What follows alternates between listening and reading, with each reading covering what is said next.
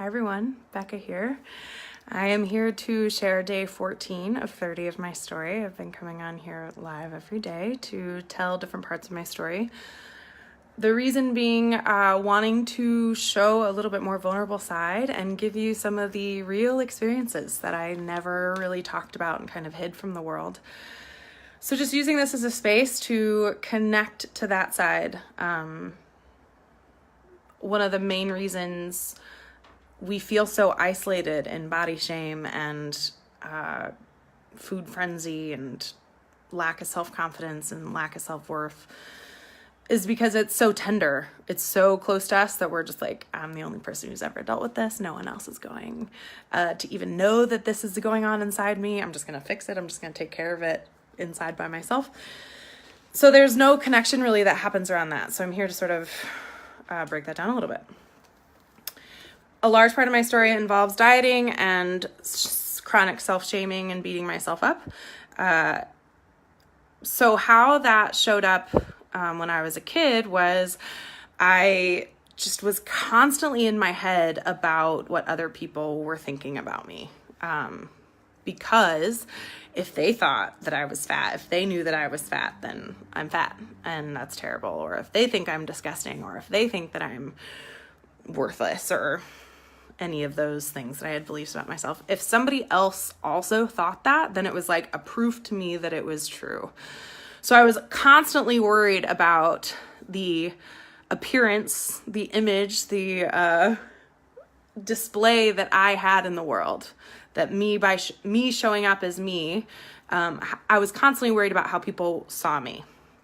So that then manifested as like a lot of anxiety, really like stress into my head, out of my body, trying to hide myself. I remember just always like being very aware of like my size. And so then like, oh my God, are you aware of my size? Like, do you see how fat I am? Oh my God. But I would let strangers' opinions or seemingly opinions or strangers just innocently walking by sort of dictate my actions, what I did, what I didn't do. I'm thinking of one time, a lot of times, every time I went to the grocery store or gas station to pick out snacks, if I had chosen like, a candy bar or a potato chip or something, in my head, I was like, oh, look at me. I'm just fucking the fat girl perpetuating the stigma and everybody sees it. And like, I should be really embarrassed. Let's just hide. Let's like walk around into this corner until they go away. And then I'll go to the checkout. I was so ashamed of what I was purchasing because I thought it reiterated that I was fat. Same. I remember, this recently came up a couple months ago. I was sitting outside at a cafe and I had gotten a salad, and so I had this big ass like bite of leafy stuff going on. So I had to get one of the like really fitted in there kind of thing. And as I was doing that, like mid bite, I looked up and these two cute guys were walking by. And for a second, I almost let that embarrass me. I almost let that, I almost stopped eating and went back to my old patterns. And I was like, no, I don't know these dudes.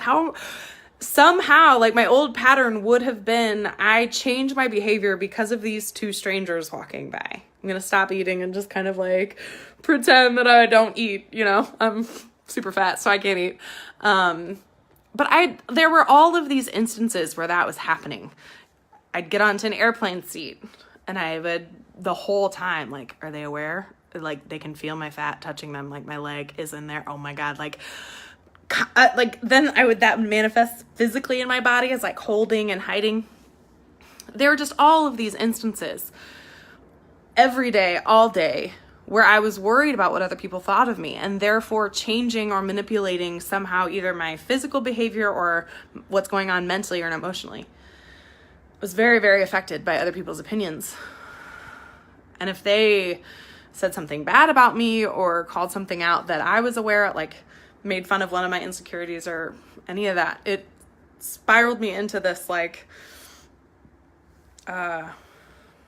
negative thought pattern, just really upset, really feeling worthless and shame because somebody else had seen it, and so therefore it must be true.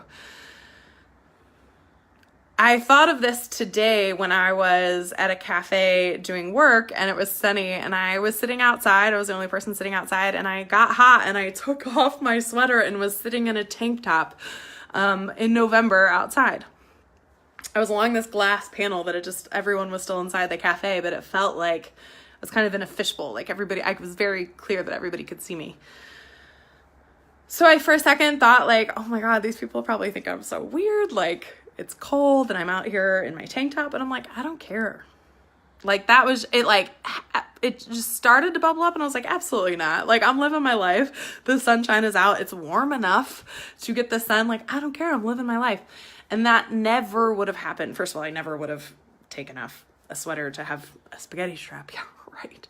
But if I did, it would have been, what are other people thinking about me? They see my fat arms. I'm so freaking weird. I'm probably so hot because I'm so fat. Like, I would have had all of these things to think about, worrying about other people's opinions about me. Let me tell you, not having to worry about that is so freeing. It's like, you just live your life. You just live however you want to live. And sometimes people have reactions about it, and that doesn't mean anything. It's a crazy idea. Like, whoa, really live for yourself. What's that like? But holy crap. I'm like struggling to even put into words how different it is to really go through life and just be focused on you.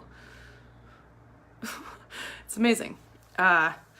So if you are a type of person who oftentimes is thinking about what other people are thinking about them, or manipulating yourself, or changing your behaviors or actions or sentences or words because of what other people might think about you, there's some medicine here for you.